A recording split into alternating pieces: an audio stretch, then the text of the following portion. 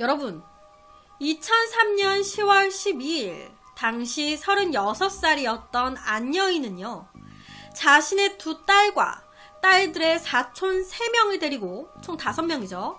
아이들 총 5명을 데리고 경남 김해시에 위치한 작은 동네 수영장을 찾았습니다.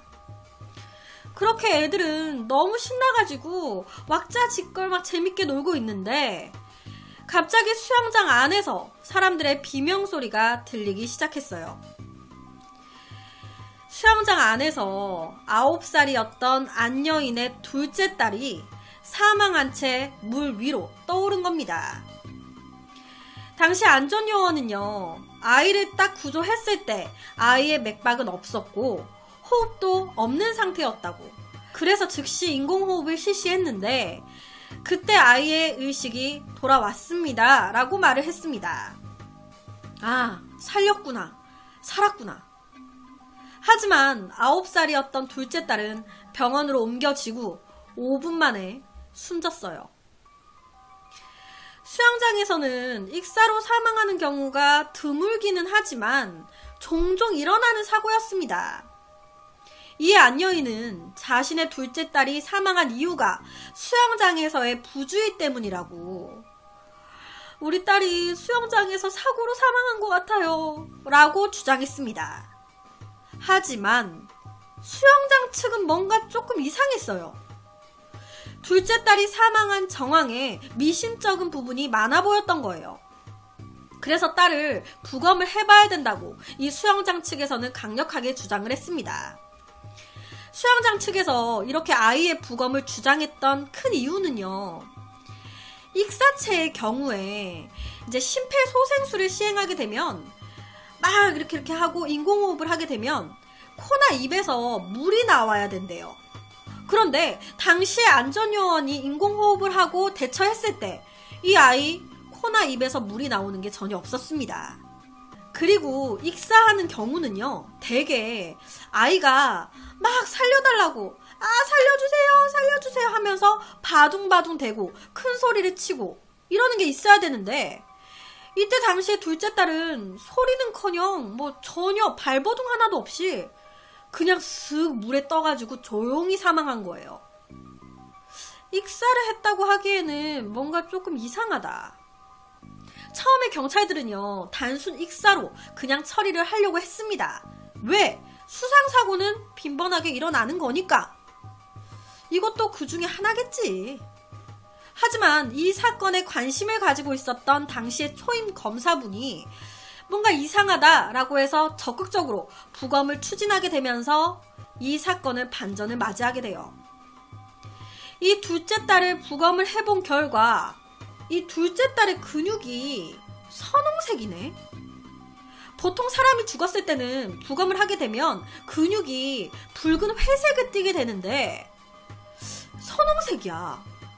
선홍색일 때는 동사체, 그러니까 얼어 죽거나 시아나칼륨, 일산화탄소에 중독이 돼서 죽거나 청산염으로 죽었을 때 선홍색을 띠게 된다고 하는데, 수영장에서 죽은 아이의 시신을 부검해보니까 아이의 시신 근육이 선홍색이야. 둘째 딸의 몸이 말하는 진실 또한 익사가 아닌 거예요. 그리고 국가수에서 확인을 해본 결과 둘째 딸의 혈액에서 많은 양의 청산염이 발견이 됐습니다. 그러니까 청산가리, 독극물 청산가리가 많이 나온 거예요. 아, 이거 익사 아니구나. 뭔가 있구나 이거.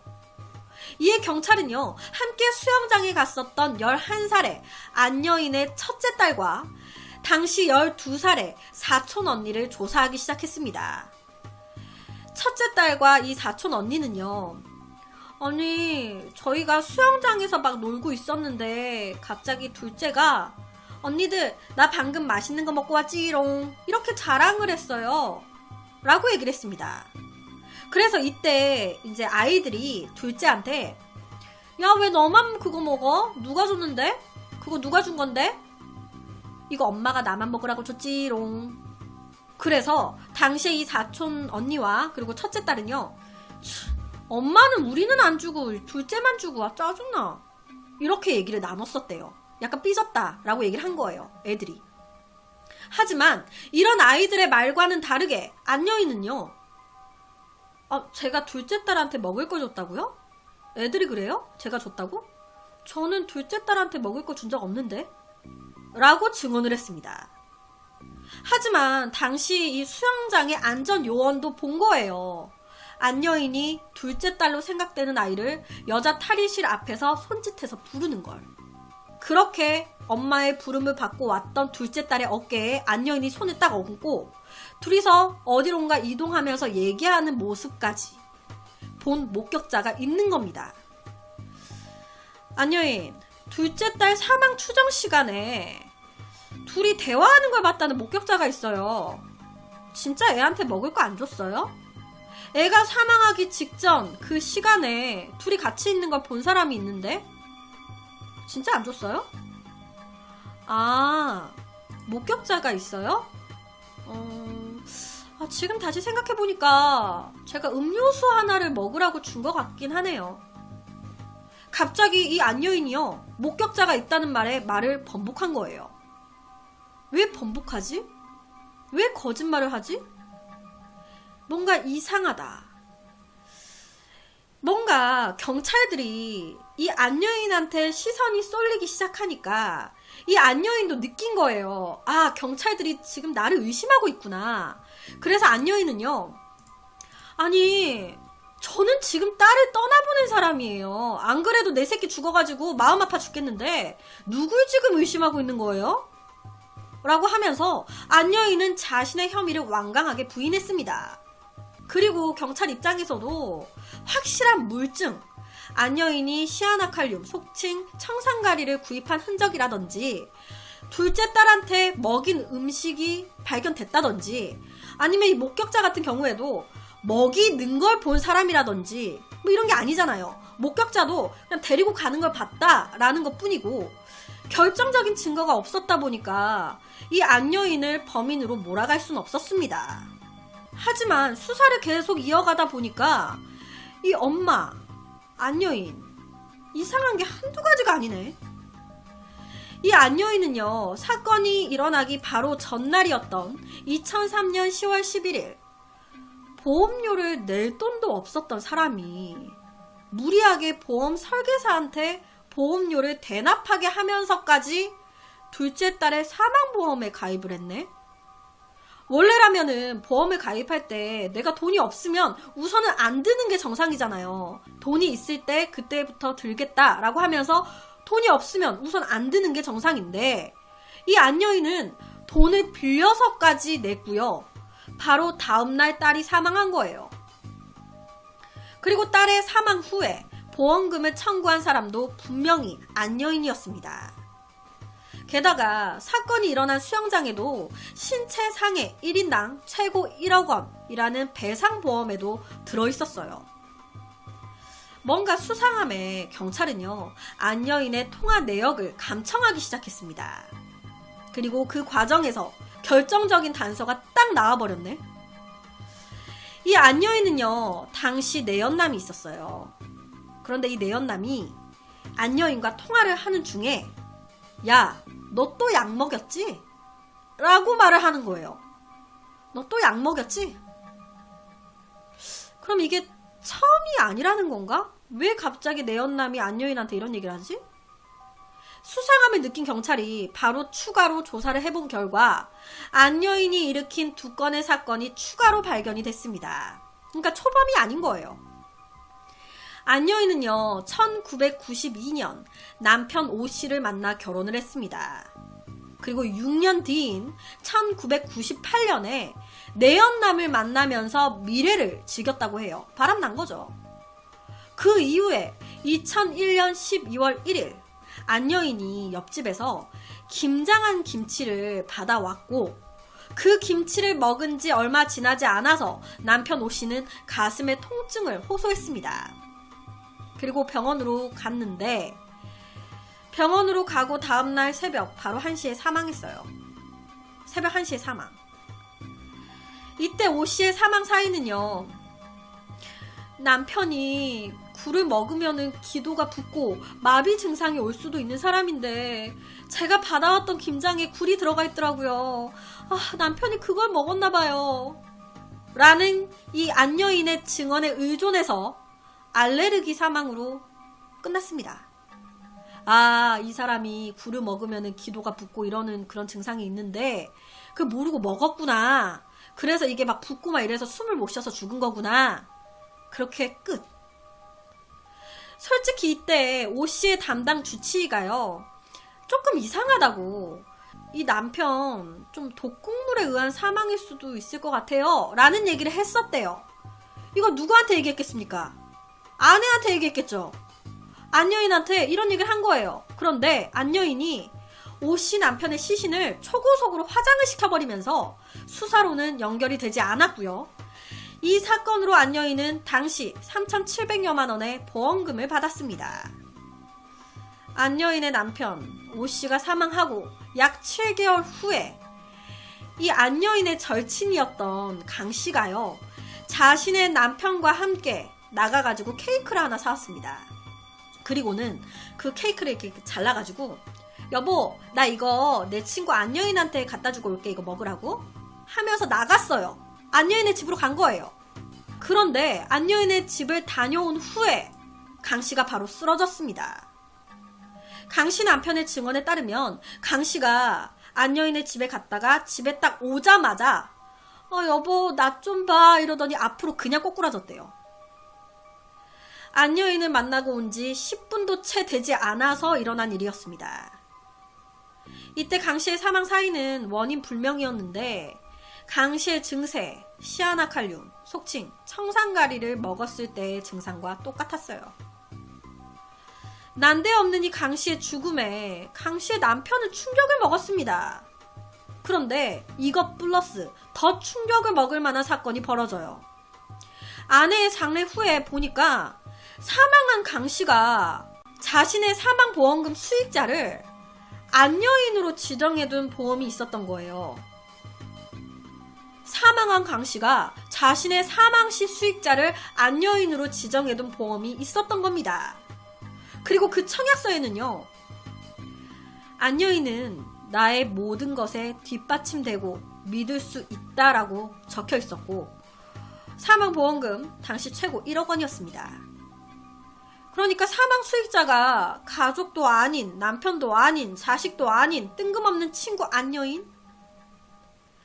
안여인은요, 이 부분에 대해서 그거 강씨가 살아있을 때 저한테 선물해주고 싶다고 보험에 가입해줬던 거예요 라고 말을 했습니다. 강씨가 사망보험금 나한테 선물해주고 싶다고 수익자를 나로 이렇게 해준 건데? 그리고 그 보험이 계약되고 3개월 후에 강씨 사망. 하지만 당시 피해자 강씨의 남편은요, 강씨의 보험 가입 이런 사실을 전혀 모르고 있었습니다. 내 아내가 선물로 친구한테 자기의 사망보험금을 준다? 자기가 죽으면 나오는 그 사망보험금의 수익자를 안여인한테 준다? 남편한테 말 한마디도 없이? 그리고 뭔가 선물이라고 하기에도 이해가 잘 되지 않잖아요. 보험회사 측도 이게 이상했던 거예요. 그리고 조사 결과 알고 보니까 안여인이 강씨 행세를 하면서 그 보험에 가입한 것이 확인이 됐습니다. 보험에 가입한 사람이 애초부터 안여인이었던 거예요. 그리고 안여인은 강씨의 유족 몰래 직접 강씨의 사망 진단서를 발급받아가지고 직접 보험금까지 청구해서 받아간 게 드러났어요. 남편에 이어서 자기의 절친을 또 죽인 거죠. 그렇게 자기의 둘째 딸까지 사망. 현재는 이렇게 못할 거예요. 왜냐, 이 사건은 2003년도 사건입니다. 더 전에 일어난 사건도 있어요. 현재는 당연히 좀 더 까다롭게 본인 확인 다 하고 진행을 하다 보니까 지금은 이렇게 범행 못합니다. 이런 범행이 일어났었기 때문에 이제 더 확실하고 치밀하게 본인 확인하고 하죠. 여튼 이 모든 사실이 밝혀졌음에도 불구하고 안여인은요, 울고 불고 하면서 억울해요, 내가 안 그랬다고요, 완강한 태도로 일관되게 자신의 혐의를 부인했습니다. 이건 누군가의 모함입니다. 나는 그러지 않았어요. 하지만 결정적인 물증이 없었던 탓에 이 재판은요 거의 2년 동안 질질 끌었어요. 증거가 없어. 경찰서에서 이 안여인은요 둘째 딸이 죽었을 때 그날 하루의 상황을 자필로 2장의 진술서를 썼습니다. 제가 그 일부를 보여드릴 건데 지금 옆에 이게 그 하루 진술서의 일부예요. 10월 11일 2, 3시경 조카가 집에 도착. 10월 12일 8시 30분쯤 일어나서 빨래를 해놓고 9시 30분에 아침 식사를 하고 10시 반경에 집을 나섰다. 20분 정도를 걸어서 수영장에 도착. 11시쯤에 풀장 안에서 노는 것을 확인하고 카운터 앞에서 젖은 양말을 벗고 있는데 우리 둘째를 안고 안전요원이 왔고 바닥에 둘째를 눕힌 후에 심장을 누르다가 바로 엘리베이터를 타고 병원으로 와서 계속 응급조치를 취하였고 병원 응급실에서 얼마나 시간이 흘렀는지 모르지만 조카와 저의 딸을 찾아서 데리고 와달라는 저의 부탁을 수영장 쪽 아저씨가 확인을 해서 데려나와 띵띵띵에게 전화를 걸어 우리 둘째가 사고를 당해 위급하다 도와달라 라는 전화를 하고 오빠에게 연락을 하고 얼마의 시간이 흐른 뒤에 이제 둘째의 회복의 기미는 보이지 않는 상태에서 이야 이제 후략. 여기까지가 이제 일부분인데 이 진술서에 대해서 전문가들은요 지금 이 글을 한번 쭉 보시게 되면 사건이 일어나기 전의 내용에 이제 안여인이 5문장 정도를 썼어요. 언제 일어나서 몇 시경에 수영장 도착했고 도착해서 어떻게 했고 이런 게 한 5문장 정도 돼요. 그런데 사건 시간대에는 2문장이에요. 그리고 사건 후에 사건이 일어나고 나서 안전요원이 데리고 왔고 심장 소생술 했고 병원으로 옮겨졌고 나 그래서 연락했고 이런 게 10문장이 또 넘어요. 사망 사건이 발생하기 전 시간대는 또박또박 시간을 언급하면서 굉장히 객관적인 시선으로 진술을 하고 있는데 아이가 풀장 안에서 놀 때부터 시작해서 아이가 노는 걸 확인하고 이렇게 이 부분이 나오잖아요. 그 부분부터 안전요원이 와서 사망한 피해자를 건져내는 그 시간대가 사건이에요. 근데 그게 딱 2줄 외에는 없는 거예요. 이 많은 진술 내용 중에 이 사건에 대한 내용은 딱 2줄. 근데 이 부분에 대해서 전문가들은요 사건 시점이 오면 너무 자세하게 쓸 수가 없는 거예요. 너무 자세하게 쓰면 안 되는 거지. 본인의 범죄 행위가 들어있는 내포되어 있는 그런 부분들은 생략을 하거나 혹은 짧게 쓰거나 아니면 그 시간대를 자연스럽게 뛰어넘거나 해야 되는 거예요. 그리고 이 사건은 엄마한테는 굉장히 충격적인 사건이에요. 멀쩡하게 수영장에 왔던 내 아이가 갑자기 사망한 거잖아요. 정말로 이 사건이 자기가 예상치 못한 시점에 우연히 일어났고 우연히 일어난 것에 대해서 엄청난 충격을 받았다고 하면 이건 너무 차분한 진술서로 보인다는 겁니다. 감정의 흔적들이 더 강하게 많이 들어있어야 되는데 진짜 한순간에 내 소중한 아이가 죽었는데 전혀 그런 게 보이지 않는다. 굉장히 침착하다. 그러니까 진술서를 통해서 전문가들이 이 안여인의 심리를 들여다봤을 때 이 안여인은 불의의 사고로 딸을 잃은 어머니가 아니라 청산가리로 독사를 저지른 범죄자의 심리로 보인다라고 얘기를 했습니다. 자기의 죄를 그저 덮기에 급급한 거예요. 그런 범죄자의 심리. 안여인은요 재판에서 친구 강 씨를 살해한 것 그리고 둘째 딸의 살해 이 2건에 대해서 유죄 판결을 받았고요. 오 씨 남편의 살해에 대해서는 무죄를 받았습니다. 왜냐? 증거 불충분. 시신도 이미 다 화장돼 버렸고 너무 옛날 사건이고 증거가 없어. 그래서 무죄. 그리고 최종 무기징역이 지금 확정이 돼서 현재 청주 여자교도소에 복역 중이라고 해요. 자기의 남편, 자기의 절친, 자기의 딸까지 오로지 돈을 위해서 죽였던 여자. 사이코패스의 성향이 보이죠. 앞서 제가 전에 다뤘었던 이미 올라가 있는 보엄마, 약간 박분내 혹은 노여인 비슷한 류인 것 같습니다. 그래서 오늘은 다신 일어나선 안 될 보험살인, 도엄마 안여인에 대한 이야기를 가지고 왔습니다.